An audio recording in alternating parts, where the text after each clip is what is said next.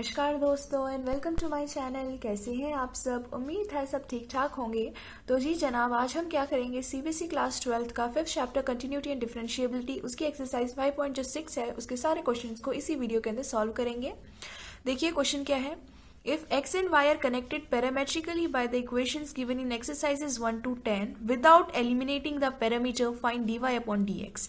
यानी कि आपको क्वेश्चन नंबर 1 से लेकर 10 तक जो आपको इक्वेशंस गिवन है उसके अंदर x और जो y है वो पैरामेट्रिकली कनेक्टेड है, यानी कि ये दोनों के बीच में एक और लिंक होगा जो तीसरे पैरामीटर से होगा, यानी कि तीसरा जो वेरिएबल होगा वो इससे कनेक्टेड होगा x से और y से, यानी कि वो पैरामेट्रिकली कनेक्टेड होंगे उस तीसरे वेरिएबल को जिसका लिंक x और y के साथ, उसे पैरामीटर कहते हैं। इंट्रोडक्शन के वक्त समझाया था। आपने क्या करना है, वो जो तीसरा वेरिएबल है जो x और y से कनेक्टेड है उसे बिना एलिमिनेट किए, यानी कि बिना उसे खत्म किए आपको dy अपॉन dx, यानी कि जो गिवन आपको दे रखा है फंक्शन, उसका डेरिवेटिव फाइंड आउट करना है।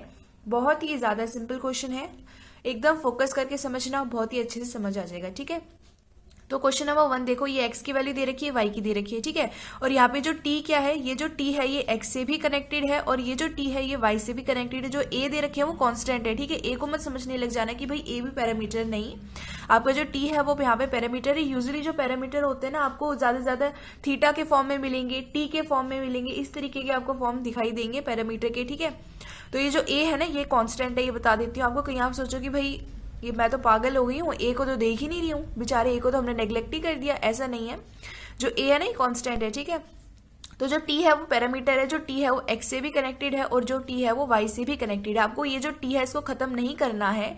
कई बच्चे सोचेंगे भाई ऐसा ऐसा कर देते हैं और टी को खत्म कर देते हैं, फिर टी गया भाड़ में और हम करेंगे अपना आराम से सॉल्व, है ना। ऐसा नहीं करना है आपको। क्वेश्चन में बोला है ना कि एलिमिनेट नहीं करना पैरामीटर को, तो एलिमिनेट नहीं करेंगे। बहुत ही अच्छा आपका ये जो क्वेश्चन है वो है, बहुत ही इजी भी है। साथ में हम क्या करेंगे, आपको क्या फाइंड आउट करना है, आपको dy अपॉन में dx फाइंड आउट करना है। तो यहाँ से आपको सीधा dy अपॉन dx की वैल्यू तो मिलेगी नहीं।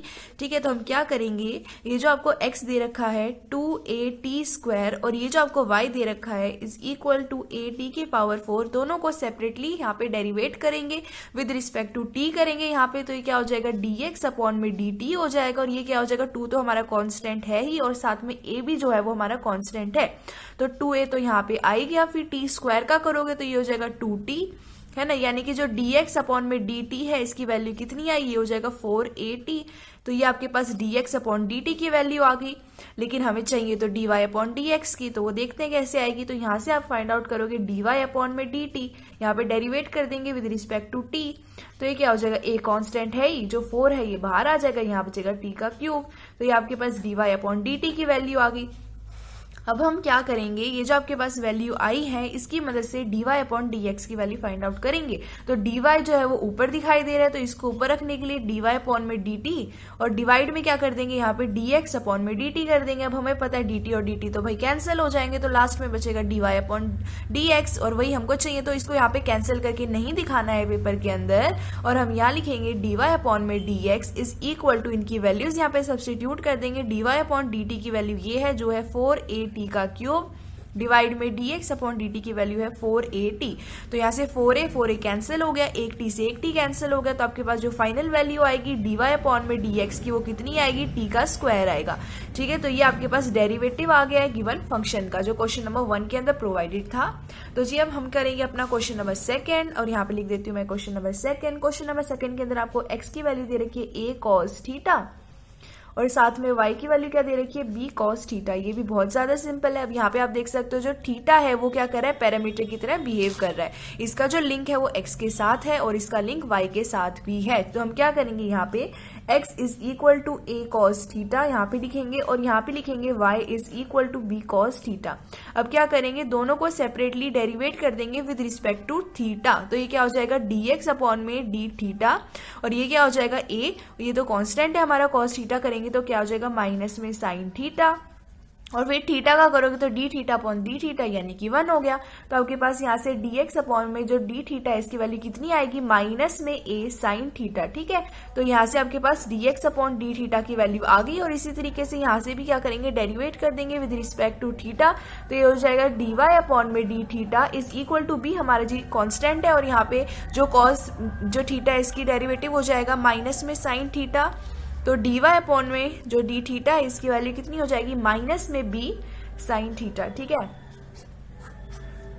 तो ये आपके पास वैल्यू आ गई। अब आपको किस चीज की वैल्यू चाहिए, dy अपॉन dx की चाहिए। तो क्या करेंगे, dy अपॉन में d थीटा डिवाइड में dx अपॉन में d थीटा। तो यहाँ से आपको पता है क्या वैल्यू मिलेगी, यहाँ से आपके पास dy अपॉन में dx की वैल्यू आएगी और वो क्या हो जाएगी, dy अपॉन d थीटा की वैल्यू कितनी है, माइनस में b साइन थीटा है और डिवाइड में करेंगे माइनस में a साइन थीटा, जो किसकी वैल्यू है, dx अपॉन d थीटा की। माइनस से माइनस कैंसिल हो गया, साइन थीटा से साइन थीटा कैंसिल हो गया।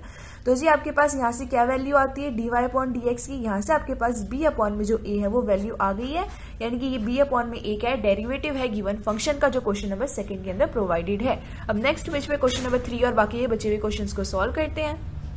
अच्छा जी, तो ये आप देख सकते हैं क्वेश्चन नंबर 3 मैंने नेक्स्ट पेज पे लिख दिया है। तो इसका आंसर देखते हैं। यहाँ पे भी आपको dy अपॉन जो dx है इसकी वैल्यू फाइंड आउट करनी है। तो उसके लिए हम क्या करेंगे, यहाँ पे लिखेंगे x is equal to sine t और इसी तरीके से यहाँ लिखेंगे y is equal to cos 2t। ये हमें अलग अलग करके दो फंक्शंस गिवन है और हमें क्या करना है, इसका डेरिवेटिव फाइंड आउट करना है, जो है dy अपॉन में dx। और यहाँ पे जो t है वो एज अ पेरीमीटर काम कर रहा है, क्योंकि जो t है वो x से भी लिंक है और जो t है वो y से भी लिंक है। तो हमें क्या करना है, इस t को बिना खत्म किए इसका डेरिवेटिव फाइंड आउट करना है। तो यहाँ पे क्या करते हैं, डेरिवेट करते हैं दोनों side with respect to t। तो ये हो जाएगा dx अपॉन में dt इज इक्वल टू जो साइन t है इसका डेरिवेटिव कितना हो जाएगा, cos t। और यहाँ पे हो जाएगा dy अपॉन में dt is equals to cos 2 theta का कितना हो जाएगा जी, ये हो जाएगा माइनस में साइन 2t। फिर जो 2t है इसका करोगे तो यहाँ पे 2 भी आ जाएगा, है ना। तो आपको किस चीज की वैल्यू चाहिए, आपको चाहिए dy अपॉन dx की। तो उसके लिए करेंगे dy अपॉन में dt डिवाइड में dx अपॉन में dt। वैल्यूज यहाँ पे पुट कर देंगे और उससे पहले आप लिख सकते हैं यहाँ पे सीधा कि यहाँ से आपको क्या मिलेगा, dy अपॉन dx की वैल्यू मिलेगी जो आपको चाहिए, यानी कि डेरिवेटिव चाहिए गिवन फंक्शन का, है ना। तो ये वैल्यू यहाँ पे लिखते हैं जो है माइनस में 2 साइन 2t और डिवाइड में ये कितना है आपके पास, cos t है, ठीक है। अब यहाँ पे आपको क्या चाहिए, यहाँ पे आपको प्रॉपर्टीज पता होनी चाहिए, ठीक है। जो आपके ट्रिग्नोमेट्री वाला चैप्टर था उस समय मैंने आपको बहुत सारे फॉर्मूले बताए थे, वो अभी भी कम्युनिटी टैब में ऑलरेडी पोस्टेड होंगे, वहां से आपको कुछ फॉर्मूले दिखाई देंगे और आई होप आपने याद भी कर लिए होंगे। तो उनका ही यहाँ पे इस्तेमाल करना है और इसको सॉल्व करना है, ठीक है। अब यहाँ पे आपको जो साइन 2t दिखाई दे रहा है ना, साइन 2 थीटा, उसका फॉर्मूला यूज करना है। तो यहाँ पे करेंगे, ये हो जाएगा माइनस में 2, ये वाला 2 लिखा है और साइन 2t में फॉर्मूला यूज करेंगे तो क्या हो जाएगा 2 साइन t और ये हो जाएगा cos t। हम क्या करते हैं, जैसे आपको दे रखा होता है, जैसे यहाँ पे लिखती हूँ मैं, साइन 2 थीटा दे रखा है तो हम क्या करेंगे, 2 साइन, ये जो आपको थीटा दे रखा होगा, जैसे 2 थीटा दे रखा है इसका हाफ कर देंगे। तो इसका हाफ करेंगे तो 2 और 2 कैंसिल, यानी कि क्या बचेगा, थीटा, और यहाँ पे क्या बचेगा, cos थीटा, ठीक है। तो ये आपको यहाँ पे फॉर्मूला यूज करना है। बस यहाँ पे 2 थीटा दे रखा है, यहाँ पे 2t था, ठीक है। तो ये फॉर्मूला यहाँ पे यूज कर दिया, ये वैल्यू आ गई और डिवाइड में क्या है, cos t है। तो आप देख सकते हैं ये जो cos t और जो cos t है वो यहाँ पे कैंसिल हो रहे हैं, तो ये कैंसिल हो जाएंगे यहाँ पे और आपके पास क्या वैल्यू बचेगी, यहाँ पे हो जाएगा माइनस में 2 इंटू में 2 साइन t, ये आपके पास वैल्यू बचेगी। तो ये आपका dy अपॉन dx यानी कि डेरिवेटिव आ गया। तो ये क्या वैल्यू आएगी, ये हो जाएगा माइनस में 4 साइन t। तो यही भाई साहब आपका डेरिवेटिव आ गया, है ना। तो आपने क्या करना है, नेक्स्ट क्वेश्चन सॉल्व करना है। बहुत ही इजी क्वेश्चंस है ना, बहुत ही ज्यादा सिंपल है, कुछ नहीं करना, अभी तक जो पढ़ा था बस उसी का इस्तेमाल करना है। बस यहाँ पे जो पैरामीटर नाम की एक नई आपके पास चीज आई थी वो हमने समझ लिया और उसका इस्तेमाल भी कर दिया, है ना। तो क्वेश्चन नंबर 4 लिख लेती हूँ मैं। हाँ जी, तो ये आपको क्वेश्चन नंबर 4 है। यहाँ पे x की वैल्यू दे रखी है 4t और y की वैल्यू दे रखी है 4 अपॉन में t। यहाँ पे भी आपको dy अपॉन dx यानी कि जो गिवन फंक्शन दे रखा है उसके डेरिवेटिव की वैल्यू फाइंड आउट करनी है। तो इसका आंसर अभी देखते हैं। तो वही करेंगे हम जो अभी तक हम पैरामीटर जो फॉर्म होता है उसको कैसे सॉल्व करते हैं, ये ऑलरेडी बेसिक पार्ट में समझ चुके हैं, तो वही यूज करेंगे। तो यहाँ लिख लेते हैं x is equals to 4t और यहाँ लिख लेते हैं y is equals to 4 upon t और यहाँ पे क्या कर देते हैं, डेरिवेट कर देंगे दोनों side with respect to t। तो ये हो जाएगा dx अपॉन में dt और ये क्या हो जाएगा, जो 4 है भाई वो तो हमारा कांस्टेंट रह गया यहाँ पे, ठीक है। और जो t है उसका क्या करोगे, dt अपॉन में dt करोगे तो वो तो 1 हो गया, यानी कि वैल्यू कितनी आएगी, 4 आएगी। तो dx अपॉन dt की वैल्यू कितनी आ गई, 4 आ गई।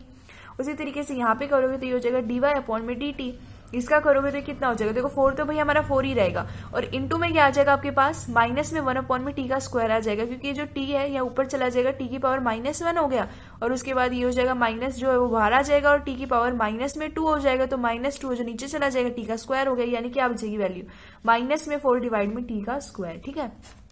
आई होप ये आपको समझ में आ गया होगा, क्योंकि इतने ज्यादा आप एक्सरसाइज में आगे आ चुके हैं तो आपको डेरिवेटिव करना आ ही गया होगा, है ना।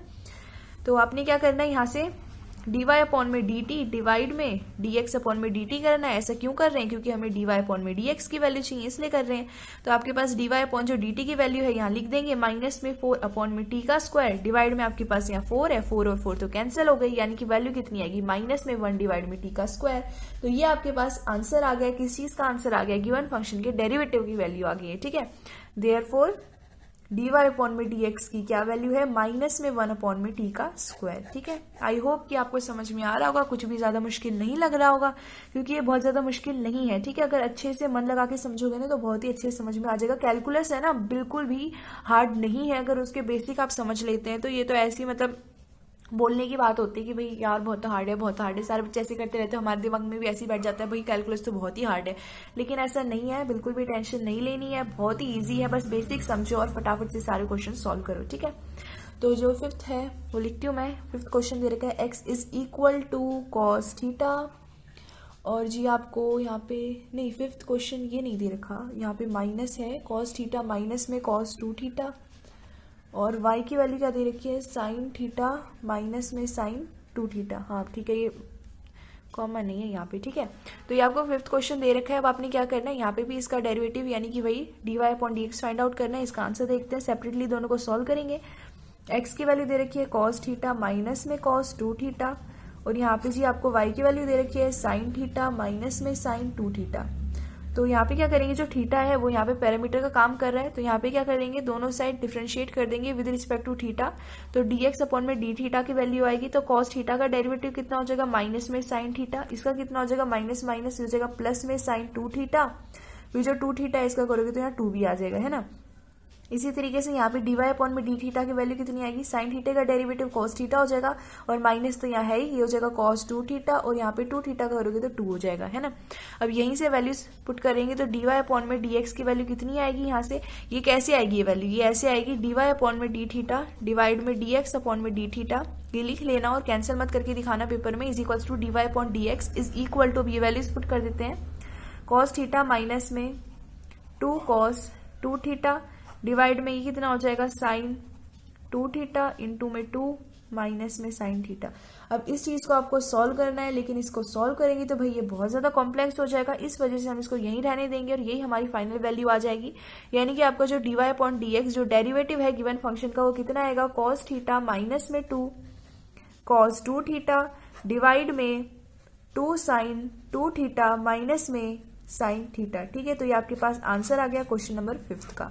तो नेक्स्ट पेज पे क्वेश्चन नंबर जो 6 है उसको सॉल्व करेंगे और बाकी के बचे हुए क्वेश्चंस को भी सॉल्व करेंगे।